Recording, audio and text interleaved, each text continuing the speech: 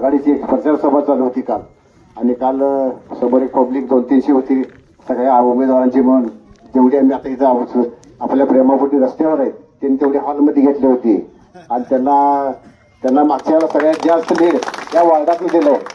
त्या आमच्या बायका आया बहिणी बसल्यात ना, तिथं आले असते त्यांना समजलं असतं की यांच्या आया बहिणीचं काय वक्तव्य आहे, त्यांनी काय केलं आणि त्यांनी काय आश्वासन दिलंय.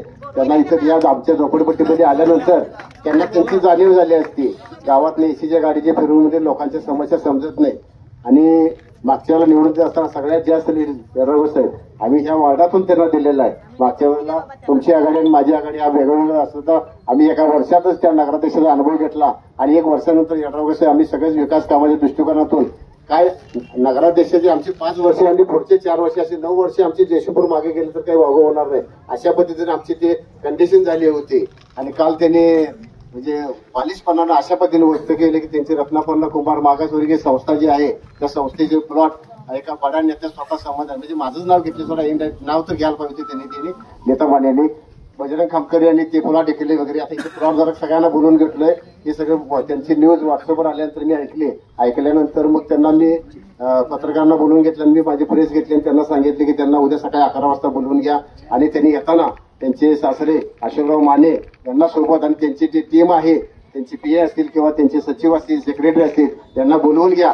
कोण प्लॉट दिलंय, कोण पैसे घेतलंय, कोण पावती दिल्या, कोण पैसे घेतलंय याचा खुलासा 2 मिनिटात समोरासमोर होईल. बजरंग खामकर दोषी असेल तर बजरंग खामकर इथनं राजीनामा देऊन किंवा या इलेक्शन मधनं माघार घेऊन पाठीमध्ये जा तुम्ही. एक शब्द सुद्धा मी बोलणार नाही. पण चुकीचा आरोप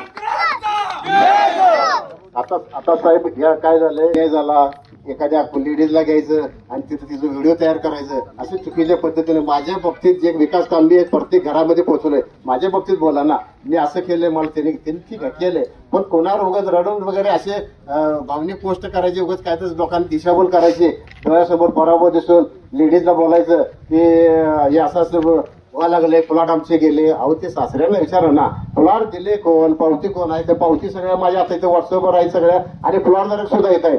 मी त्यात दोषी असेल तर मी माघार घ्यायला तयार आहे, पण नसेल तर तुम्ही इथे माफी मागायला लागणार आहे. आणि मी त्यांना 11 वाजता सांगितलं होतं की आज तुम्ही या इथे या ठिकाणी यावे आणि तुम्ही याचा खुलासा करावा. अजून तर त्यांनी कोणी आलेलं नाही, त्यांचे प्रतिनिधी आले होते, आमची चूक झाली, मला माहित नव्हतं वगैरे असं काही नाही. तुम्ही काय अडाणी नाही, तुम्ही डॉक्टर आहात, तुम्ही जे वक्तव्य बोलत असता त्याचा विचारपूर्वक आपण करून वाक्य बोललं पाहिजे. हे आम्ही आमच्यासारख्या सर्वसामान्य माणसाला सांगण्याची गरज लागू नये.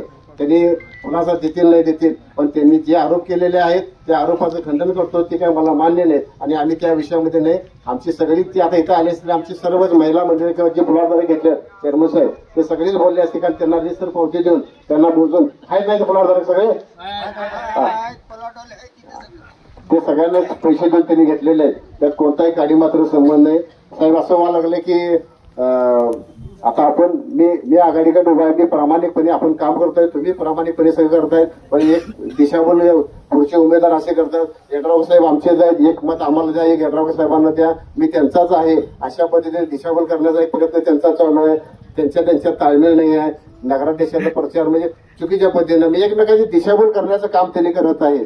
विकास काम झोपडपट्टी कायमस्वरूपी करण्याच्या दृष्टिकोनातून काम त्यांनी सांगत असतात की आम्ही 6 महिने झोपडपट्टी कायमस्वरूपी करतो. चेअरमन साहेब हे आपण ज्या वेळेला अध्यक्ष